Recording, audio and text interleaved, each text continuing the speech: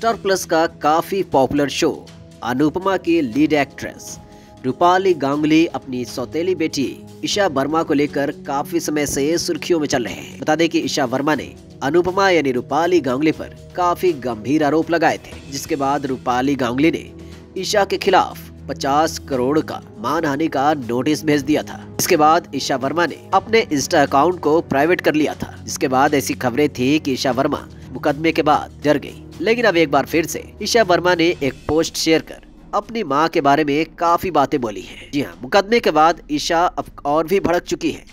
ईशा वर्मा ने अपने Insta story पर एक आखिरी स्टेटमेंट को शेयर किया है और रूपाली गांगुली को जालिम तक कह दिया है। अपने पोस्ट में ईशा वर्मा लिखती है, हेलो, मैं ईशा वर्मा हूँ और इस महीने की शुरुआत में मैंने अपने पिता और अपने बड़े होने के एक्सपीरियंस से जुड़ी अपनी पर्सनल स्टोरी शेयर करने का काफी मुश्किल फैसला लिया और इस फैसले के बाद सोशल मीडिया और जनता का ध्यान इस ओर काफी खींचा।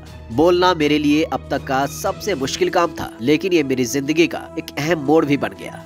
इससे सालों की चुप्पी से क्लैरिटी, शांति और काफी आजादी मिली। वहीं रूपाली गांगुली के 50 करोड़ के नोटिस पर ईशा वर्मा ने कहा कि जालिम की असलियत सामने आ चुकी है। वहीं ईशा वर्मा रूपाली गांगुली के साथ साथ अपने पिता अश्विन को भी अपने घेरे में लिया और लिखा कि एक अहम पॉइंट पर बात करने के लिए बच्चे को सच बोलने के लिए सजा नहीं देनी चाहिए। एक अडल्ट होने के बावजूद मैं अभी भी अपने पिता की बच्ची हूँ। मेरे बयान पर उनका रिएक्शन परेशान करने वाला, जालिम और उनके असली कैरेक्टर को दिखाता था। ईशा वर्मा ने अपने पोस्ट में ये खुलासा किया कि वह पिछले 24 सालों से ऐसी जगह फंसी हुई थी जिससे उनका बचना मुश्किल था। ईशा कहती है, अपने अनुभवों को शेयर करना मेरे लिए आजादी और न्याय पाने का तरीका था। मेरा इरादा कभी भी किसी को नुकसान पहुंचाना नहीं था, बल्कि उन अनुभवों को बताना था जिन्होंने मुझे आकार दिया। मुझे उम्मीद थी कि मैं उन लोगों को आवाज दे पाऊंगी जो शायद इसी तरह के हालातों का सामना कर रहे हो।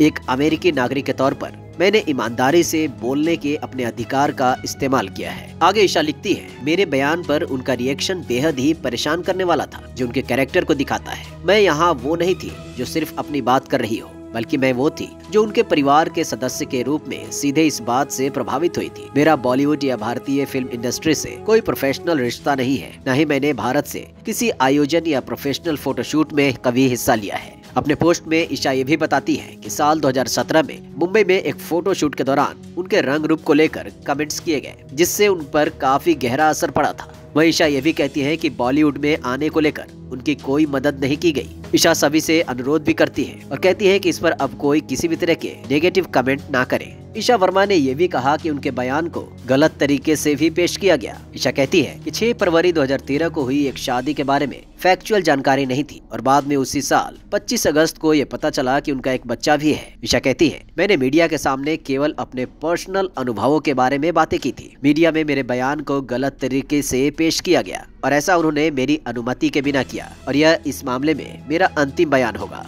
और इसका उद्देश्य किसी भी गलतफहमी को स्पष्ट करना था। यह इस मामले में आगे की बहस को भड़काने का जोखिम है। मैं आगे चलकर इसे लेकर किसी भी इंटरव्यू, आगे की चर्चा या टिप्पणी में भाग नहीं लूंगी और अब मेरा ध्यान अपने आगे के जीवन पर रहेगा। मेरे पिछले कुछ सप्ताह बहुत भारी रहे। मैंने खुद की और अपने प्रियजनों की भलाई को देखते हुए अपने कदम पीछे ले लिए हैं। वह इसके आगे अपने फैमिली को लेकर और भी बोलते हुए ईशा वर्मा कहती है कि परिवार हमेशा खून से नहीं बल्कि उन लोगों के प्यार, समर्थन और वफादारी से परिभाषित होता है जो वास्तव में आपके साथ खड़े होते हैं। मैं अब आगे बढ़ने को तैयार हूँ और मैं उन सभी के प्रति अपना आभार व्यक्त करना चाहती हूँ जिन्होंने इस दौरान मुझे सपोर्ट किया है। वहीं रूपाली गांगुली द्वारा किए गए मानहानि के दावे के बाद जहां ईशा वर्मा ने अपने अकाउंट को प्राइवेट कर लिया था और पोस्ट डिलीट कर दिए थे, इस पर सफाई देते हुए उन्होंने लिखा कि अपना आखिरी बयान पोस्ट करने के बाद जो मेरे निजी अनुभवों पर था, मैंने 48 घंटे बाद इसे कुछ प्लेटफॉर्म से हटाने का फैसला किया। यह डर की वजह से नहीं था, बल्कि इसलिए क्योंकि मुझे लगा कि मैंने वह सब कह दिया है जो मुझे कहना था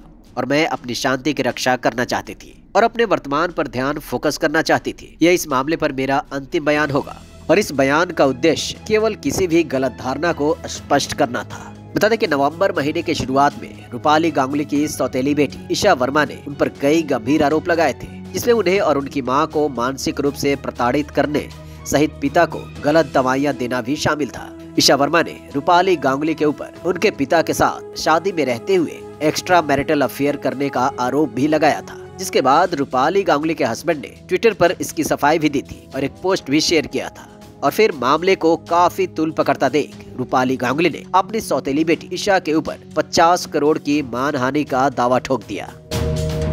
For latest TV news and gossips, subscribe to our channel Tele Network.